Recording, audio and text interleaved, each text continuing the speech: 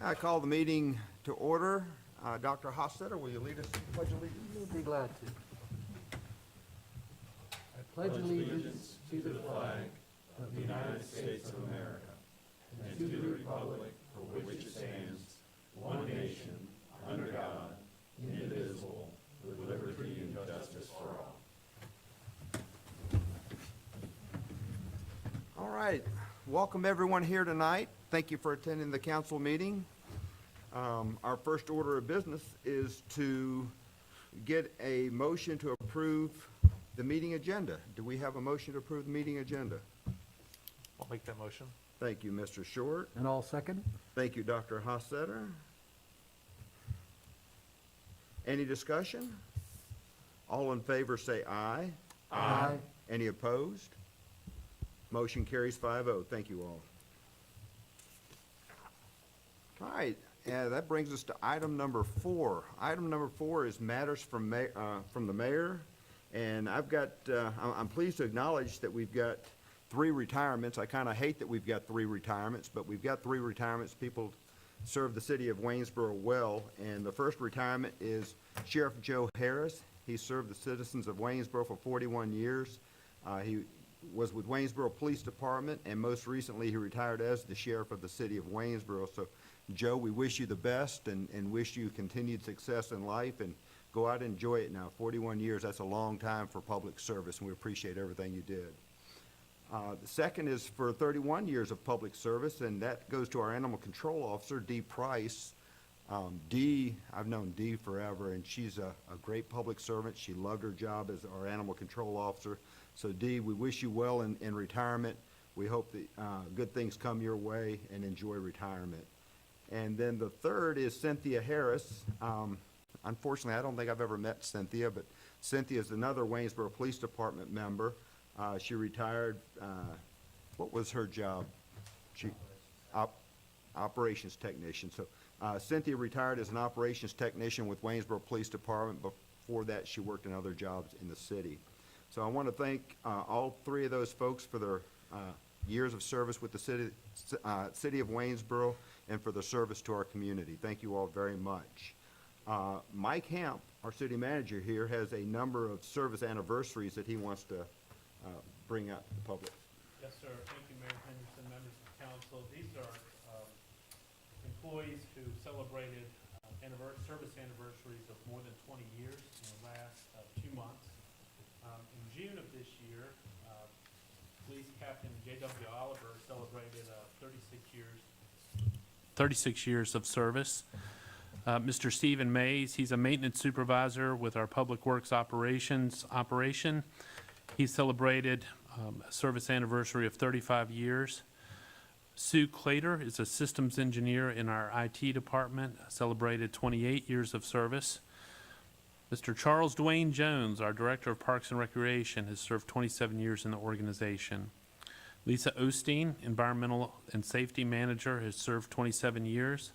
Jim Powers, our Assistant City Engineer, 25 years. Dina Desjardins, Office Manager in Public Works, 24 years. And Ms. Laura Martin, our Zoning Administrator, 22 years. So we appreciate this. That's a lot of years of public service, and I want to thank every one of those employees for their continued service, and we wish you another happy 27, 28, 29 years of service. I was just reminded that even though the city manager gives me a cheat sheet, I jumped out of line again. This evening, if you wish to participate in a public comment period or in our public hearings, there's sign-in sheets in the back. If you would please sign in back there towards when we get closer to the time for those public hearings or citizen comment periods, somebody will collect the sheets or bring them forward. And then we're still providing remote participation for our citizens. Mr. Hamp will give us the call-in numbers. Yes, sir. The call-in number this evening is 844-844-9200. When prompted, please enter the access code for this evening's meeting, 398145, followed by the pound sign, 398145, pound sign. You'll hear Q&A session has started. At that point, please press *6. You will hear, if you'd like to speak, please press 1 to be added to the queue.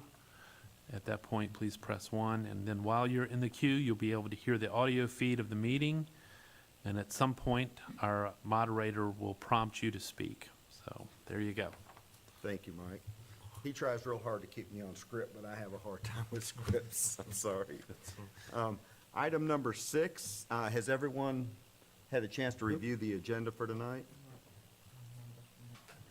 Oh, shoot, I turned the page. Item number 5, matters from council. You guys, I know Dr. Hofstadter has a report, and everybody else gets a chance to talk, so I'll stop talking for a minute. Well, I'll go first since he picked me out by name. Some sobering news on the COVID front, and what I would say is some encouraging news. The sobering news we've all read about and heard about increased cases. If you look at the Virginia Department of Health website, cases across the Commonwealth are up. Fortunately, Waynesboro is not up a great deal. Our average new case per day over the last 7 days is 2.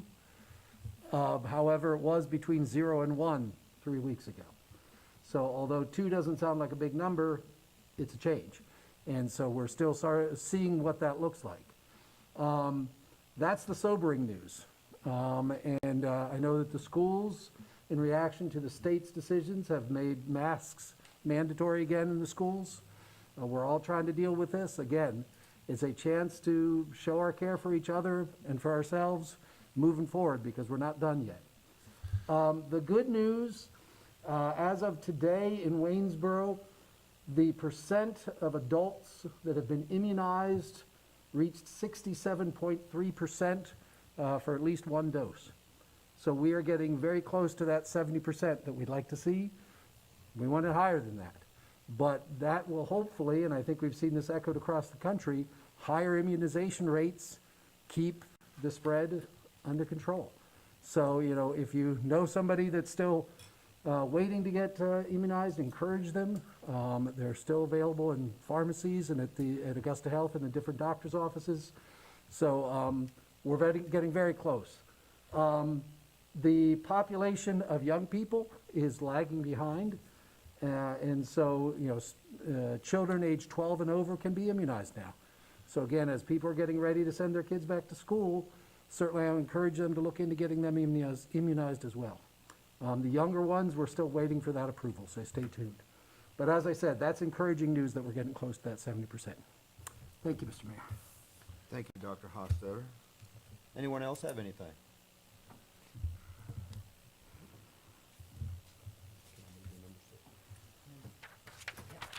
All right, now we go to number 6. Has everyone had a chance to look at the agenda? This is the minutes. I mean, approve the minutes. We did the agenda. Approve the minutes. Okay, has everyone had a chance to look at the minutes? Is there a motion to approve the minutes as presented? I'll make that motion. Thank you, Mr. Short. Is there a second? I'll second. Thank you, Mr. Allen. Any discussion? All in favor say aye. Aye. Any opposed? Motion carries 5-0. Thank you all. Item number 7 is to hold a public hearing to consider adopting a resolution approving the Waynesboro Community Development Block Grant Annual Action Plan for fiscal year 21 and authorize the city manager to file the plan with the Department of Housing and Urban Development. Mr. Juday.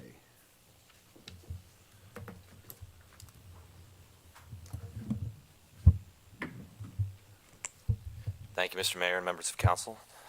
A month ago, I presented to you all our annual public hearing to receive input on the city's CDBG entitlement funds. We've only gotten a couple of comments, but as usual, we've put together an annual action plan with the help of our contract administrator, the CSPDC. This involves quite a bit of paperwork and stuff, but the high-level stuff that we need to worry about is just where's the money going. So here today to present staff's recommended annual action plan. So this has to be filed every year, and it explains what the objectives are, how we'll comply with the national objectives and requirements of the program, and what the budget will be for the program for that year. establishes a budget and categories for that year's expenditures. That doesn't necessarily mean that everything will be expended in that fiscal year, but that year's allocation will go to those projects. And then most of that, as I mentioned, most of that documentation is prepared by our administrative contractor. This year, our CDBG entitlement is $192,838. And then additionally, we have $117,000 of CDBG CV money, which is CDBG money that was added by the CARES Act that has to be used to meet certain coronavirus-related objectives. And we've gone over how to meet those criteria with our projects. And as usual, a max of 20% can be spent on administrative costs, and a max of 30% of that CDBG entitlement money can be spent on downtown work. The proposed projects this year are in your agenda briefing, so I'll go over those projects. One of them you'll see in there is a contribution to the Waynesboro Redevelopment Housing Authority's renovation and expansion of Fairfax Hall. We'll be assisting them. Fairfax Hall houses low-income seniors, and they'll be adding additional rooms to accommodate demand and also upgrading some of their facilities. So we think that that is a benefit. Everything in the CDBG program has to benefit low to moderate income persons or be done in low to moderate income neighborhoods. The second item is or there's several items on there that I've grouped together here. It's just ongoing landscaping, signage, and planning projects in downtown and the Port Republic Road neighborhood. We have some additional work still to do with the cemetery in Port Republic Road, as well as some signage stuff that we hope to do after we engage in a neighborhood planning project there this fall. Additionally, we just have ongoing landscaping upgrades and certain parking lot stuff to deal with downtown, and so we allocate a little bit of money towards that. There's also a small amount of money that's allocated towards continuing the North Delphine pedestrian crossing at 4th Street. Delphine, as I've said many times, is a 60-foot wide road. It's very hard to cross, really cuts that neighborhood in two, even though there are a lot of pedestrians, especially up at the Quadrangle Apartments coming down. So we're working on a project to try to make it safer to cross Delphine Avenue by providing pedestrian refuges and crosswalks and that type of thing at an intersection there. Additionally, in there you'll see a contribution to the WARM. In the past, the city has not done a ton of homeless support, and so during the coronavirus pandemic, the city stepped up and provided quite a bit of assistance to them and dealing with a sort of a critical time. This is a smaller amount than we gave during the COVID, but we would like to continue providing them with some operating funds to continue doing what they do and supporting our increasing homeless population and transitional housing. We also have on there restoration of an outdoor basketball court at Rosenwall School. One of the explicit objectives of the COVID CARES funds is to try to provide more outdoor recreation opportunities in low to moderate income neighborhoods. And then the last project is the largest, and that's why I wanted to talk about that for a little bit, because you may be seeing another amendment coming through that will allocate some additional funds to this, so I wanted to explain why we were wanting to contribute so much to this project. But one of the objectives of the CDBG program, and especially of the CARES program, is to provide quality housing for low to moderate income persons. Habitat for Humanity in the Stanton, Augusta, Waynesboro area has been doing a fairly significant project over in Stanton for several years now, and they're wrapping up that neighborhood, and they'd like to turn their focus to Waynesboro next year and start working on a neighborhood here. And so Habitat provides a path to home ownership for low and moderate income residents by engaging those residents in programs and classes to help them understand how to take care of a home, involving them in actually helping to build the home, and then getting them set up with nice homes in these neighborhoods. You can see a picture here of one of their homes under construction in Stanton. They currently own a cluster of lots at Kirby and C Street, which they'll be replatting to put together a neighborhood up there. They have quite a bit of upfront infrastructure work to put in, they have maybe $350,000 worth of infrastructure work that they'll have to do up front in order to prepare the lots for that neighborhood. But they hope eventually to construct anywhere between 21 to 26 houses up there that will be owned by people. It will not be rented. The project is also important to us at the city. We want to support them, first of all, because that's certainly a goal of the city, to provide quality home ownership opportunities for people of all income levels. But there's a second reason that the city wants to put a significant chunk of money into this project, and that is that it fills a critical gap in our road network. Just beyond their project, just to the south of it, is an area of about 122 homes that currently have no secondary access opportunities. We certainly wouldn't allow this in a new subdivision, but that's a problem for both traffic circulation during closures and also, more importantly, emergency access for those areas. We have all of those homes that are currently focused. The only inlet to that area is one choke point, which is at the intersection of Reservoir and 5th Street, which is both substandard roads and an intersection that has limited sight distance and so forth. So it's definitely an intersection that could have closures and be subject to wrecks and that type of thing. And so it will be a big benefit to us for emergency access to have an additional spot. So here is the habitat parcels located here at Kirby and C. This is the existing choke point for all of these homes, which I've colored in orange here, that have no secondary access. Just the way that this road network works, it all funnels to here. And then here's the proposed road connection that will serve as frontage for a number of their homes, and will also provide access. They'll also be expanding Kirby Avenue just up here, which is a half street, and will be providing frontage for a lot of their houses, but will also be providing a secondary access for a lot of homes up in this area as well. So we believe we're providing both a benefit to the surrounding neighborhood and providing home ownership opportunities for folks. So that's our proposed annual action plan and the spending plan this year, and I'm happy to hear any questions about it. Anyone have questions for Mr. Jude? Thank you, Luke.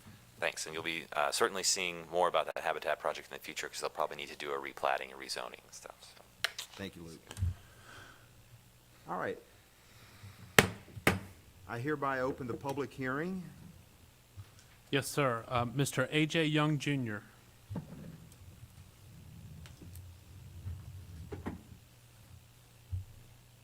Good evening, council. I am not coming with a bunch of complaints, but I'm simply coming to endorse what Mr. Jude has already stated, that there should be in the city of Waynesboro, which I believe is in the deficit concerning affordable housing. Most everybody in this building, under the sound of my voice, lives in a pretty decent home, I'm sure. But I think when we think about the least of these, those who do not have a pathway to home ownership, that is something that I believe the city of Waynesboro should be intentional about providing. Each and every one of us have been blessed with the opportunity to own a place, most of us. Some of us even have another place that we own. But for far too many Waynesboro citizens, some of which who live in the most impoverished areas in this city, who are living with rodents, who don't have proper ventilation in their homes on Commerce Avenue, we as a city should be intentional and purposeful about making sure that everybody has a decent place to live and does not live in squalor. Typically what happens is, because we all have a place to live, it is not in the forefront of our minds. Because we come home every day and we go to sleep, we go to work, we come back home to our home. But many people in this city are struggling under the radar. And I think just to endorse what Mr. Jude has already stated, I am a proponent of this 122 housing project on Kirby and C Street. I think it should be just the beginning. We are seeing an influx of individuals who live in Charlottesville that cannot afford it, and so they come to Waynesboro because it's much more affordable right now. But 15 minutes across Afton, when you get into Crozet, it's completely different. And so I would just, I'm excited about the CDBG projects, the streetscapes, and beautifying Waynesboro. We have a beautiful city. We absolutely do. But we must be more intentional, make affordable housing a part of the project for the city of Waynesboro. Not just a feature, but something that is what we implement, so that the footprint, if you will, of Waynesboro says those individuals care about everybody. Everybody. Affordable housing is 30% of the median income or below. When the average resident in Waynesboro doesn't even make enough to afford a one-bedroom apartment that's now $910 in Waynesboro, we have a serious problem, and I'm asking council, can we please, ma'am, sir, get ahead of it? Because the housing boom, the housing prices are gradually creeping up. I'm so grateful that we were able to buy last year. Look at the cost of houses now in the city of Waynesboro. It is absolutely getting ridiculous for a place that is decent, and that is the key. because many of our residents are not living in a place of decency. And so, Council, I would just ask you to really consider that moving forward in the budgets and everything that we propose, that we think about everybody having an opportunity and reimagine what housing looks like in Waynesboro so that it becomes the envy of all cities in Virginia. Thank you. Thank you, Mr. Young.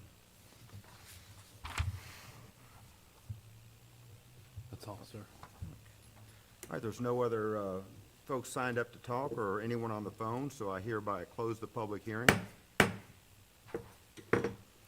Is there a motion to adopt the resolution approving the annual action plan for fiscal year 21 and authoring the city manager to submit the plan to HUD, authorizing the city manager to submit the plan to HUD? I'll make that motion. Thank you, Mr. Allen. Is there a second? Second. Thank you, Ms. Williams. Any discussion? All in favor say aye. Aye. Any opposed? Motion carries 5-0. Thank you all very much.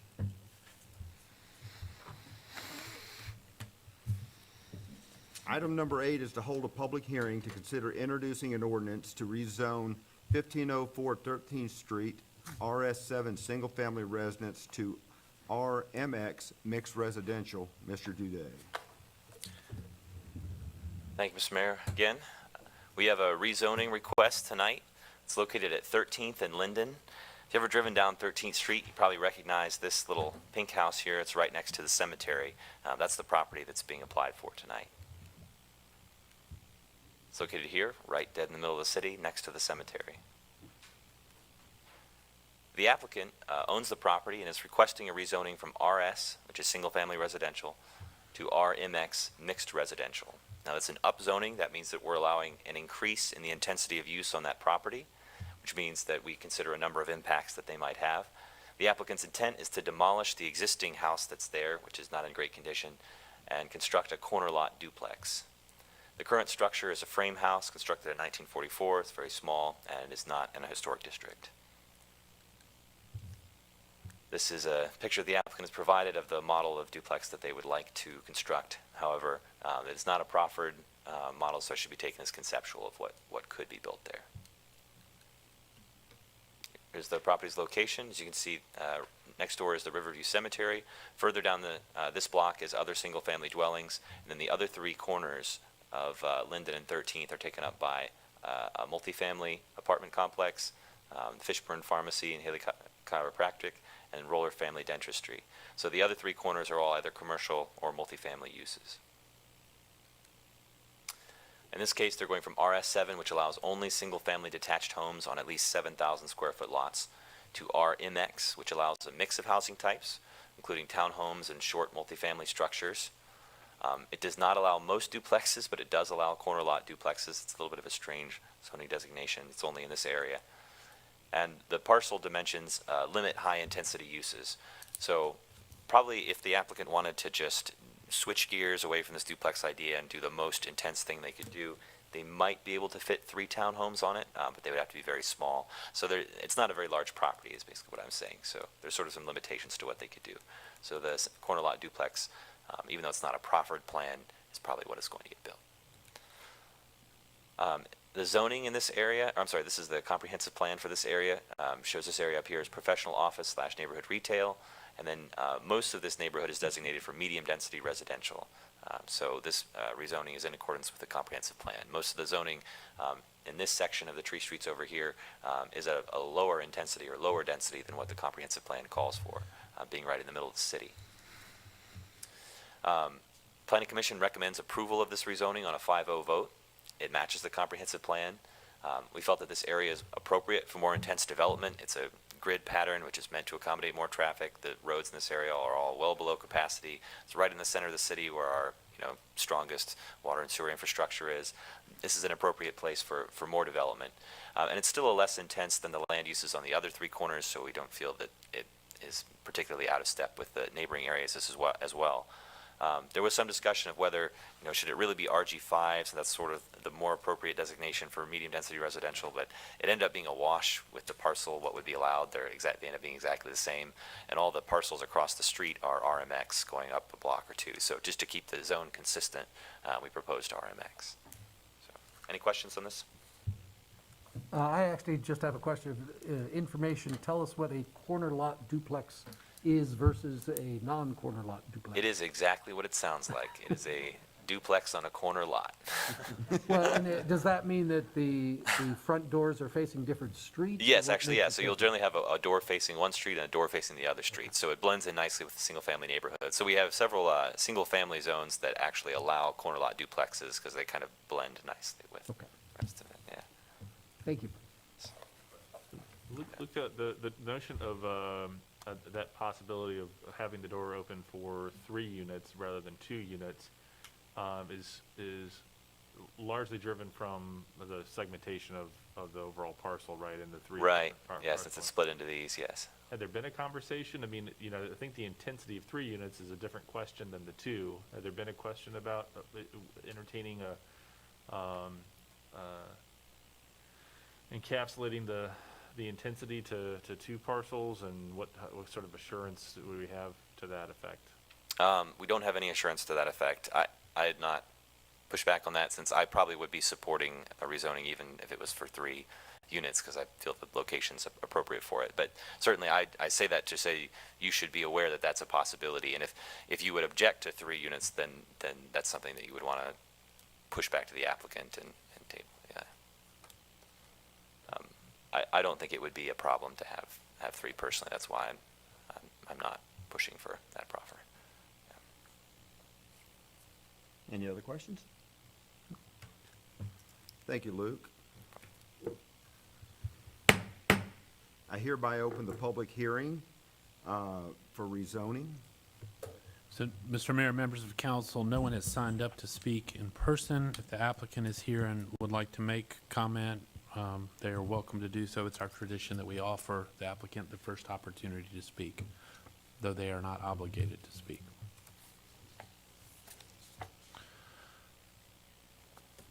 Hi, thank you for having me, Asher Brown. Hey, Bobby.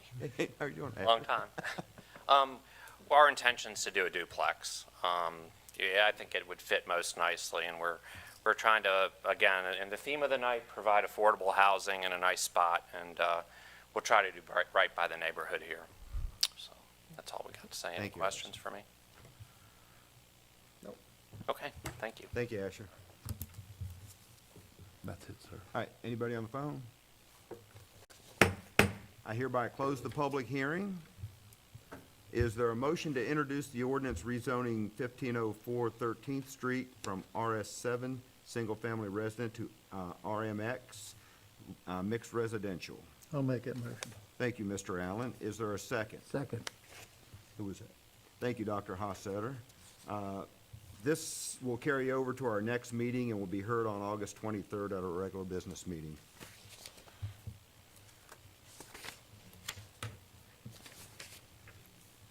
Thank you, Asher. Item number 9 is to hold a public hearing, consider introducing an ordinance rezoning property at 1901 Fairfax Avenue from light industrial to Rg5 general residential. Mr. Juday. Thank you, Mr. Mayor. This property is located at 901 Fairfax, right near the city shops. If you know where the Warm House is, it's at the end of this road, and there's also the former Vector Industries, which is now moved over to Hopeman Parkway. It's up in the northeast area of the city, just before you cross over the bridge if you're heading from downtown. The applicant is Vector Industries. They're requesting a rezoning from LI Light Industrial to RG5 General Residential. The parcels are currently vacant, as you can see from this picture. They're just a field right there. There are 4 of them. The applicant intends to construct 4 single-family dwellings on these 4 parcels. Here's a picture of the plat, this area, Fairfax Avenue extended, and these are the 4 parcels in question. And here's the applicant's diagram showing that the properties could accommodate single-family homes within the required setback. This is to my eye, a fairly straightforward rezoning in that it is surrounded on three sides by our single-family dwellings in the RG5, or single-family dwellings and some duplexes in the RG5 general residential district. Just next door is Vector Industries in the LI district, and I believe this was probably rezoned LI to accommodate further expansion of Vector, which never ended up happening. But that is the only LI that's in that area. Everything else around it is RG5. LI zoning provides locations for lower intensity manufacturing and industrial activities. It generally should not be interspersed with or adjacent to residential districts. Vector is a fairly good neighbor in the past, so I think probably the city's accommodating of that. But ideally, this isn't, you wouldn't want a block of LI parcels right in the middle of a bunch of homes. Rg5 zoning allows for numerous residential uses and has a pretty negligible impact on surrounding properties. We think this is an appropriate rezoning as it's a down zoning, so you're reducing the allowable intensity. Fairfax Avenue is a narrow road without curb and gutter. It's not really appropriate for truck traffic, that kind of thing. It's really not an appropriate place to have this light industrial in the first place. The comprehensive plan has this area designated for medium density residential, which is what the applicant is requesting a rezoning to. RG5 is generally our medium density residential zone, and the majority of the surrounding area is also single family. So the Planning Commission recommends approval of this rezoning on a 5-0 vote as well. Thank you. Thank you, Mr. Duday. Any questions for Mr. Duday? Luke, just a quick question regarding to requirements of sidewalks. Yes. And so through the site development process, They would not be required to construct sidewalks. So they would only have to construct sidewalks if they were doing a subdivision, but because they already have the lots, we're sort of past that point with them. They can pull building permits directly because they already have the lots. If they were creating 2 or more new lots, they would be required to construct sidewalks. Is there any sidewalk on Fairfax extended there? Not currently. No, there's no sidewalk on either side. I just think of the long-term use of, warm and growth, and again, just a neighborhood. Over time, this thing is converted more densely into single-family. I just thought I would sort of bring that up. I mean, It is a change in use.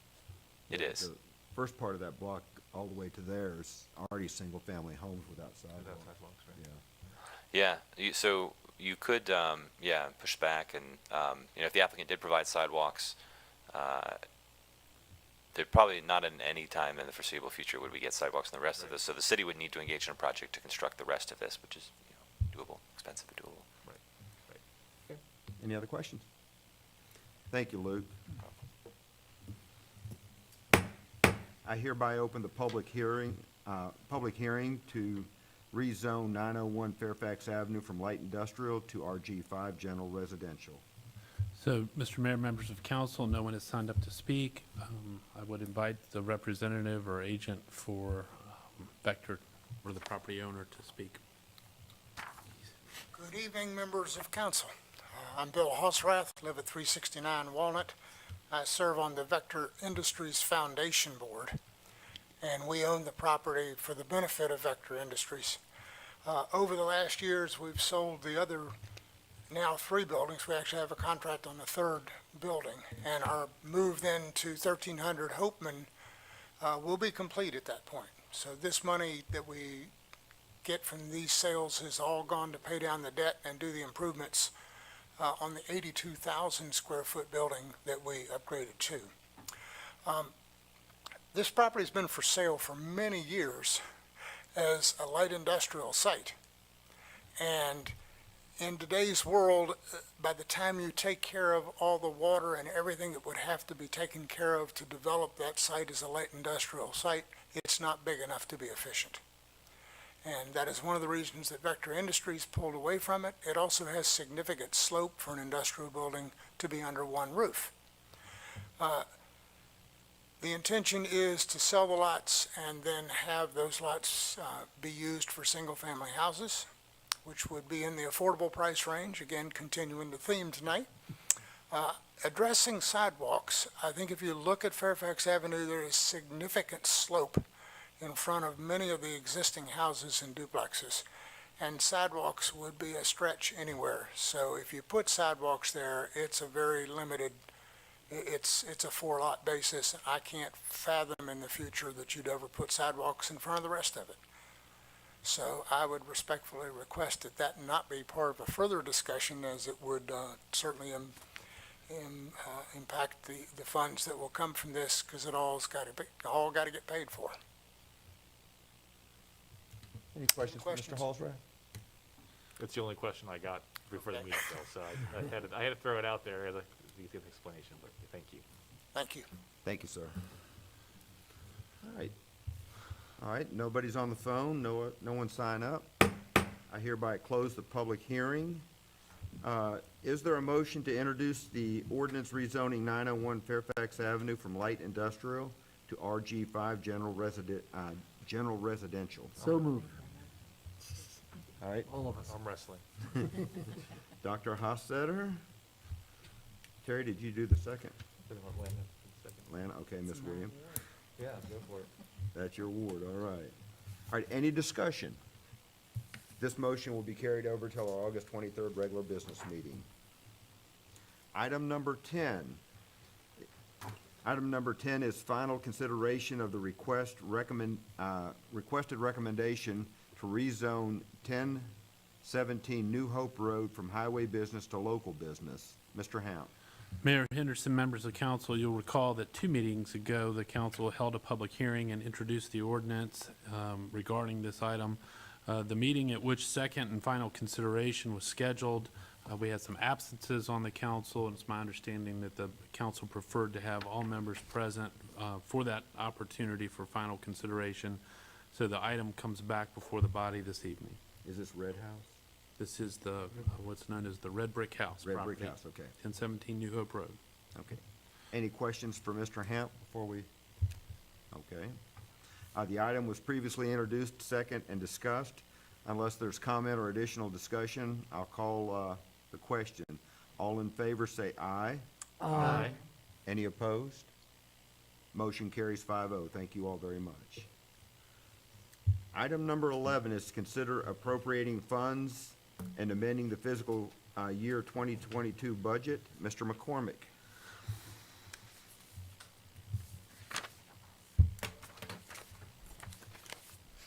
Good evening, Mr. Mayor, members of council. Item 11 on your agenda this evening is to consider introducing an ordinance appropriating funds and amending the fiscal year 2022 budget.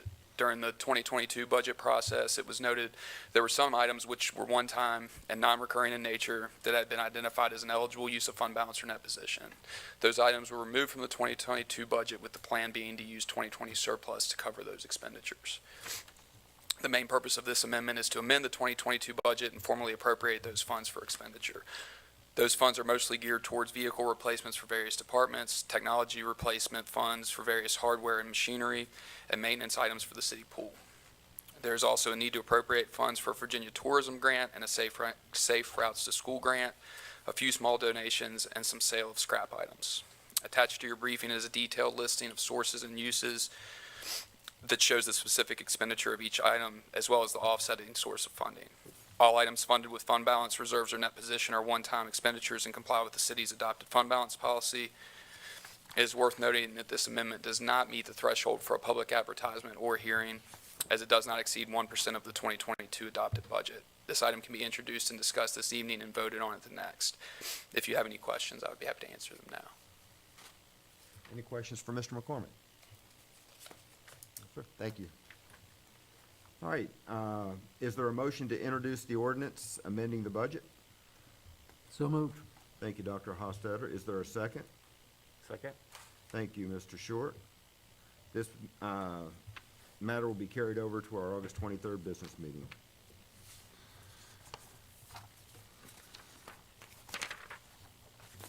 Item number 12 is appointments and reappointments to various boards and commissions. Mr. Hamp. Yes, sir. Mr. Mayor, members of council, we'll identify the various appointments and reappointments, and then council, if you choose, can make those appointments and reappointments by single motion, or if you prefer, you can pull individual appointments out and consider them singly or individually.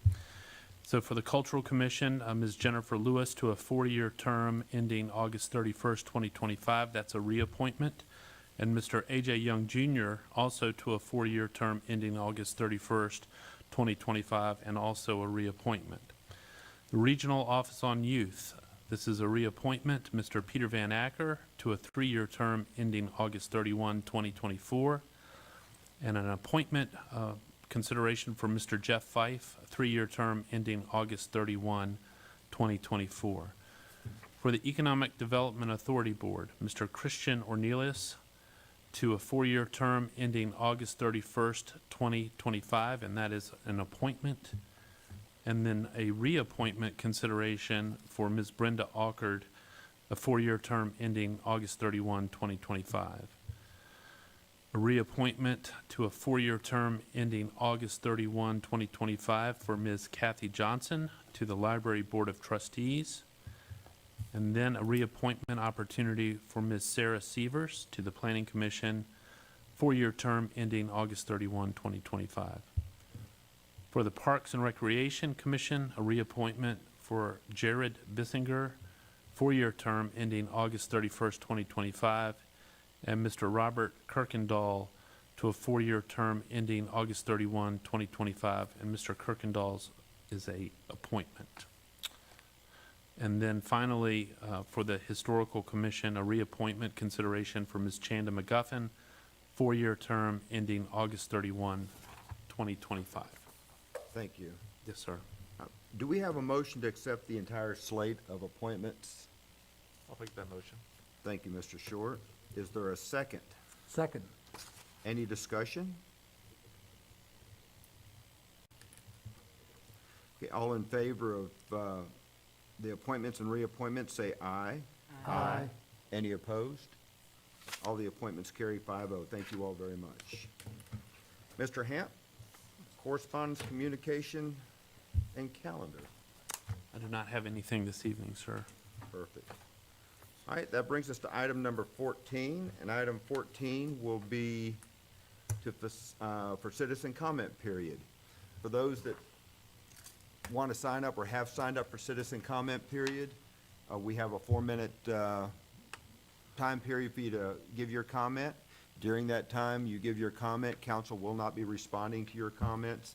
If you want to meet with a council member or multiple council members to talk to them about your comment, we'll be glad to sit down and talk with you, but tonight we won't be making comment. You'll see the green light come on when you start your comments, yellow when you have 30 seconds left, red means wrap it up, and thank you very much. So, yes, sir. Mr. Craig Scott. Mr. Scott. Good evening, honorable stewards of our fair city. I hope you all are well in this warm and dry summer evening. Maybe even continue a little bit with affordable housing, but also business opportunity, employment opportunity throughout our city. So the proverbial win-win, which I always talk about. And I always like those enterprise zones and hopefully lower the costs of home ownership, especially to the moderate and lower income, so they can maintain and maybe even improve the properties on one's own initiative. Again, the pride of ownership. Also, greater opportunity for businesses. As you know, down the block, we have a few empty storefronts. And to implement that, so it'd be at least a cost neutral and not cost our fair city. Revenues are always tricky anyway, so if we can be proactive and help that, that would be a good thing. And in order to do that, I have a few bullet points. Obviously, I can't expand on it. So something simple as parking reform. There are scores of folks that have campers, trailers and whatnot. Now, we don't want our city unsightly. I get that. But if we can allow some kind of venue, let's say people are going out of town and they want to pack a day or two or even maybe a week, something like that, then they could register their properties instead of Augusta County into the fair city, and that would bring in thousands of dollars of additional revenue. Augusta might not be happy, but we might. Two, the tourist building down the street and our wonderful museum, that's a very nice property location. Why not use the goodwill of Wayne Theater? It'd be much more creative. Have the goodwill and use that wonderful piece of property during the day. There's rarely an event. It's most shows are at night. So we can have a win-win and save the cost of maintenance et cetera, on those buildings. And we could put some of those funds directly into Wayne Theater. So it'd be more efficient use of funds. So you'd have the goodwill, it'd be more creative for tourism and whatnot, and we could have displays there too. So it's a more efficient usage of the square footage and more time using it. That's my time, okay. Housing choice would also be in there, I won't get into that. Another big one, of course, and I know this is a sore point for some people, the industrial park at by exit 96 on Delphine. Maybe with our brilliant council and others that we have on retainer, our staff, we can check through the modus vivendi with VDOT and see if there's any loopholes or venues that we can get out of so it wouldn't cost the city to back out of the deal and then sell the property. And instead of costing the city to set up infrastructure, we now have a property tax in the future and saving on the cost, such as Ivy. We have property development there. It's not costing the city. It's going to generate taxes. And let's see. The final thing, which is radical, is worked in Detroit, which is a very poor city, as you know, is the Bright transportation system. You can use an Uber app. It could be more efficient for elderly and handicapped people at a lower cost. I could get into that another time. Thank you very much. God bless you all, and have a pleasant summer evening. Thank you. Thank you, Mr. Scott. Mr. Dan Sullivan?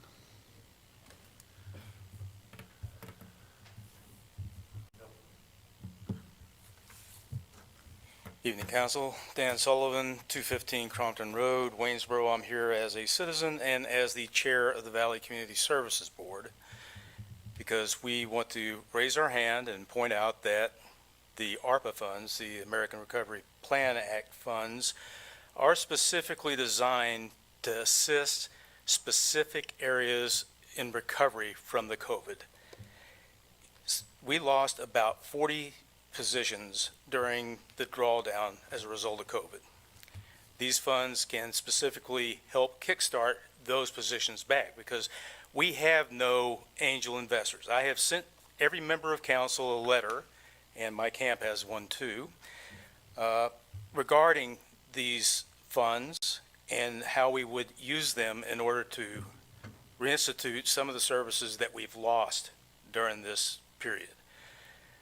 I want to tell you that we really appreciate the city contributing their full share of the local match this year and look forward to further cooperation. We just want a seat at the table when the planning for the expenditure of those funds occur. You're welcome to contact me. My information is on the letter that you received by email today, and I appreciate your time. Thank you, sir. We did receive your email today. Okay. Thank you all for your comments tonight. And that brings us to item number 15, which is there a motion to adjourn this meeting? I'll make that motion. Thank you, Mr. Allen. Is there a second? Second. Thank you, Mr. Any discussion? All in favor say aye. Aye. Any opposed? Motion carries 5-0.